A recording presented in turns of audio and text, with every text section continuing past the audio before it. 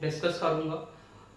इससे पहले इसको ये बताऊंगा कि इसका बोर्ड में कितने मार्क्स के क्वेश्चन आ चुके हैं और कब कब आ चुके हैं। तो सिंपल सी बात है, देखिए ये आपका इंपॉर्टेंट पार्ट है। इस पे ज्यादातर तो न्यूमेरिकल आता है, बट इसकी थ्योरी भी मतलब परासरण और परासरण दाब 2 बार क्वेश्चन पूछा जा चुका है।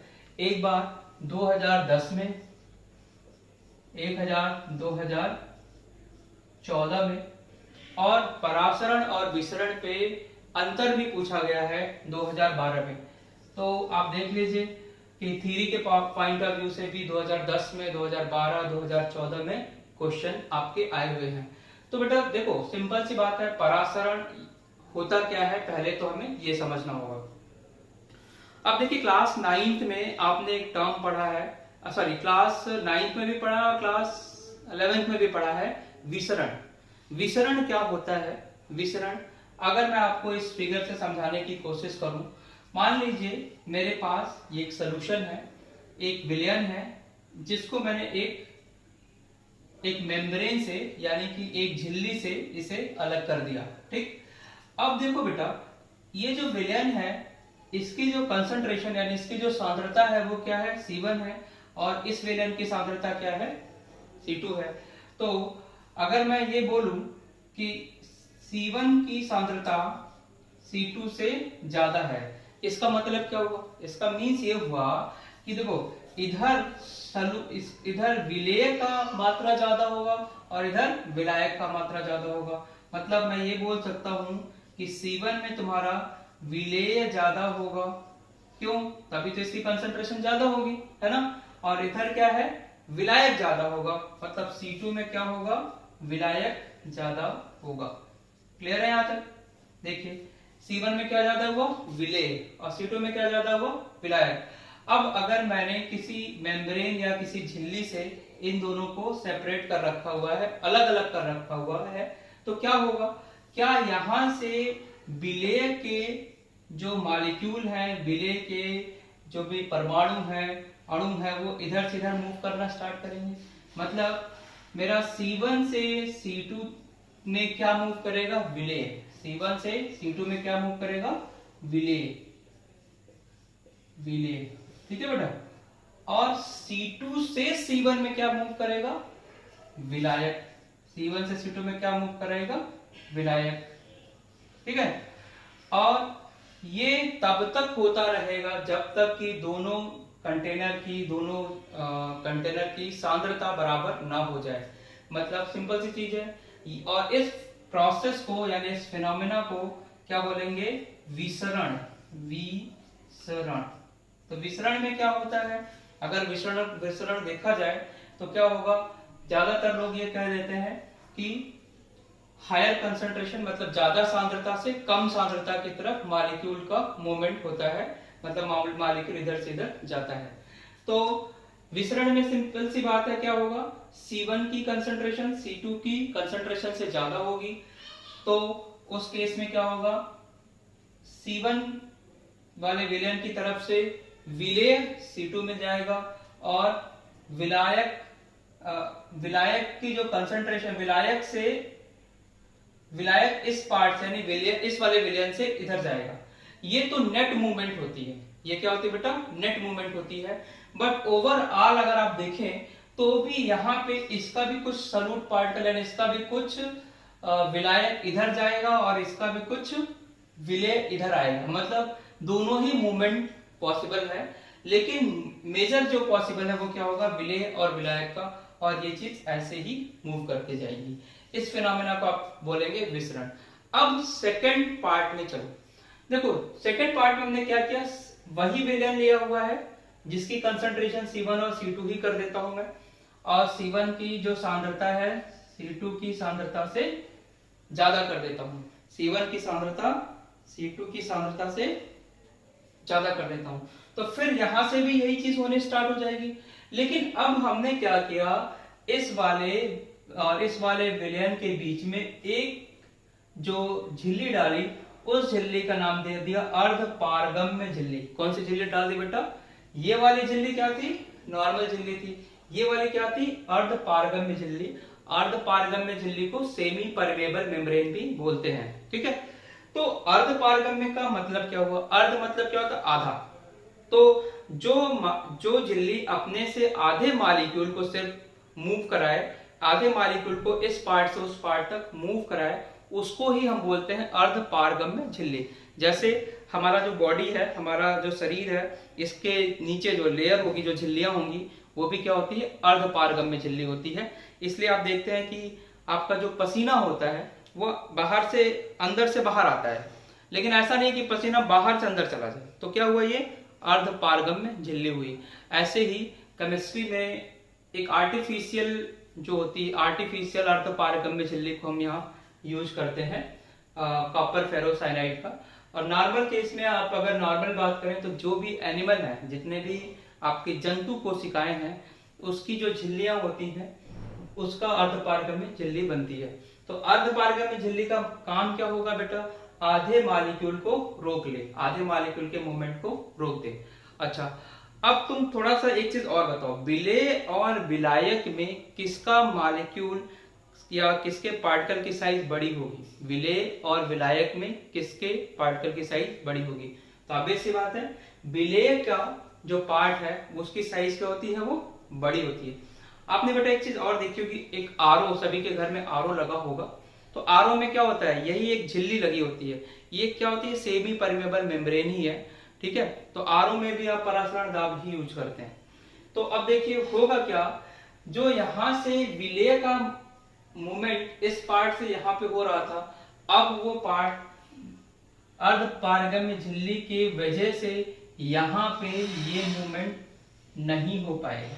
मतलब विलेय C1 से C2 पे नहीं जा पाएगा।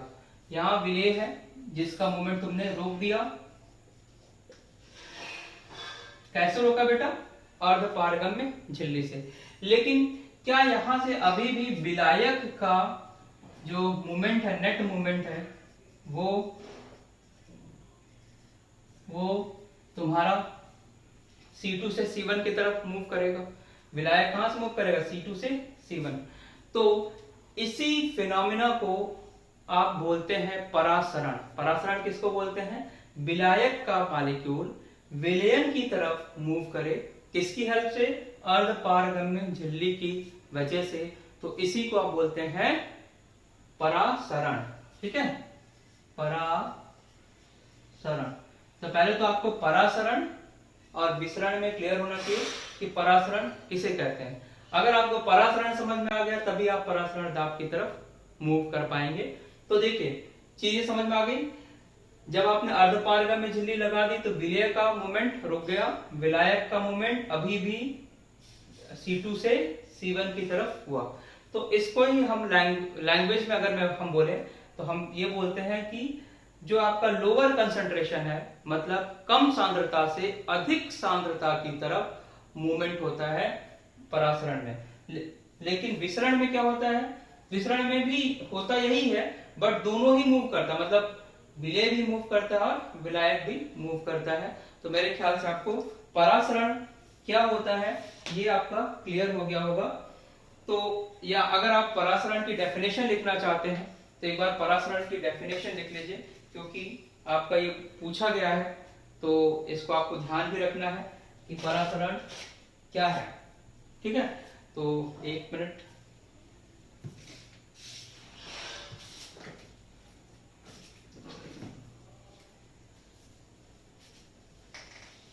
ये आपको समझ आ गया। अब मैं परासरण की डेफिनेशन बताता हूं। परासरण की डेफिनेशन तो बता ही दिया मैंने आपको। तो परासरण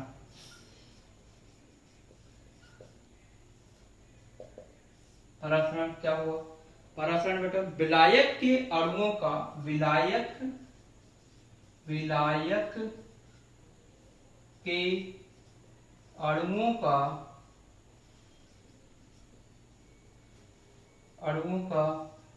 अर्धपारगम्य झिल्ली द्वारा, अर्धपारगम्य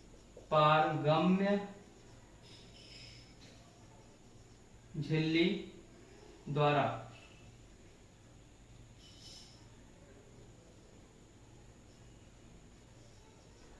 झिल्ली द्वारा विलयन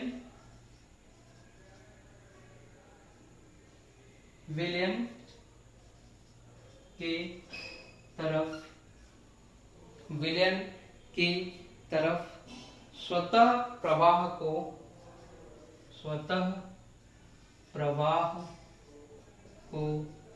परासरण कहते हैं। परासरण कहते हैं, ठीक है, परासरण कहते हैं। अच्छा, एक चीज और ध्यान रखना, यहाँ पे क्या होगा, लोअर कंसंट्रेशन। यहाँ पे आप ये भी लिख सकते हैं, साइड में लिख लीजिएगा, कहां से जाएगा, हमेशा लोअर कंसंट्रेशन से हायर कंसंट्रेशन, मतलब कम सांद्रता से अधिक सांद्रता की तरफ मूवमेंट होता है। यही है बेटा आपका परासरण, ठीक है, ये आपका क्या है, परासरण, ठीक है।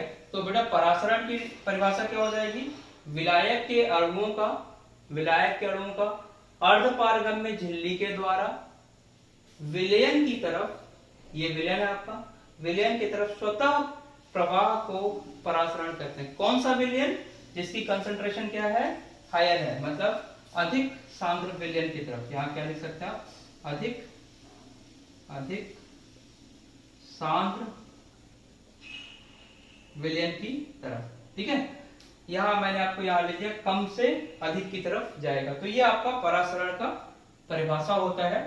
अब मैं आपको परासरण दाब बताता हूं।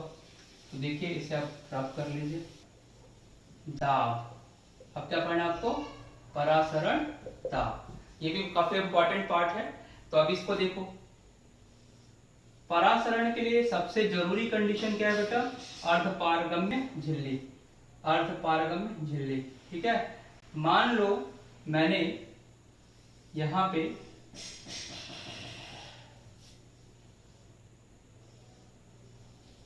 एक ऐसा कंटेनर लिया, इस साइड, इस तरफ मैंने क्या किया, इधर मैंने क्या किया, विलायक को डाल दिया, इधर क्या कर दिया, विलायक को डाल दिया, और इसके इस साइड में इधर क्या कर दूंगा, मैं विलयन को डाल दूंगा। क्या, विलयन को डाल दूंगा। तो सिंपल सी बात है, विलयन का सांद्रता इस वाले विलायक की सांद्रता से ज्यादा होगी, क्यों, क्योंकि इस विलयन में विलय भी मिला हुआ है। तो अब तुमने जो परासरण का डेफिनेशन पढ़ा, परासरण का मतलब पढ़ा, उसमें क्या है, उसमें तुमने ये पढ़ा कि विलायक का मॉलिक्यूल कहाँ मूव करेगा, विलयन की तरफ। विलायक का मॉलिक्यूल कहाँ पे मूव करेगा, विलयन की तरफ। तो अगर हम विलयन की तरफ हम चाहते हैं कि ये जो मूवमेंट है, ये जो विलायक का मूवमेंट है, वो इस तरफ से विलयन की तरफ ना हो, इस तरफ से कहा, विलयन की तरफ ना हो, तो क्या करना पड़ेगा, हमें क्या करना पड़ेगा बेटा, इस साइड में यहाँ पे विलयन की तरफ एक प्रेशर लगाना होगा, यहाँ पे प्रेशर लगाना होगा, मतलब एक दाब लगाना पड़ेगा, ठीक।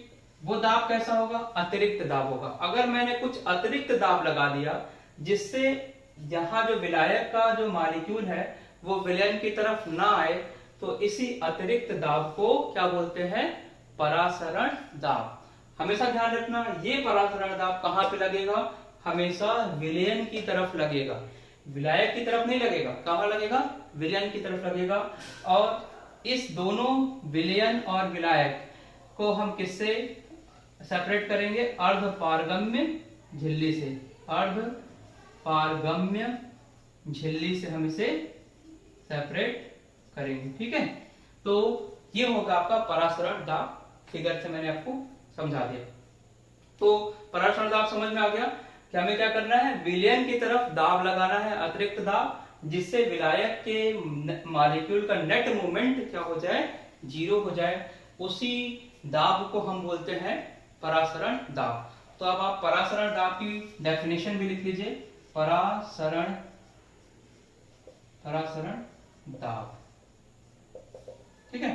तो परासरण दाब जो है, उसकी जो डेफिनेशन है आपकी, वो देखो एक बार, परासरण दाब को आप बोलेंगे अर्धपारगम्य झिल्ली द्वारा, अर्धपारगम्य झिल्ली द्वारा किसका मॉलिक्यूल को रोकना है तुम्हें? विलायक के विलयन का? विलायक का, ठीक है। किसका रोकना है? अर्धपारगम्य झिल्ली द्वारा विलायक के अणुओं को विलयन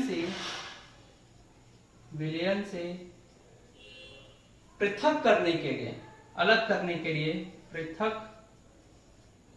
करने के लिए जिस अतिरिक्त दाब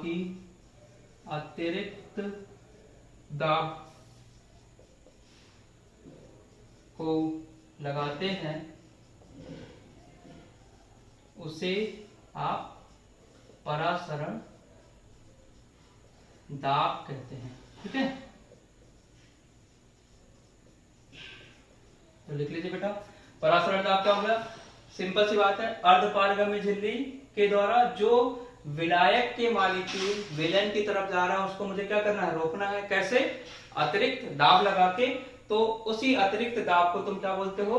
परासरण दाब। तो आपका परासरण क्लियर हो गया, परासरण दाब क्लियर हो गया। एक डिफरेंस पूछा जाता है, तो डिफरेंस भी मैं आपको बता देता हूं।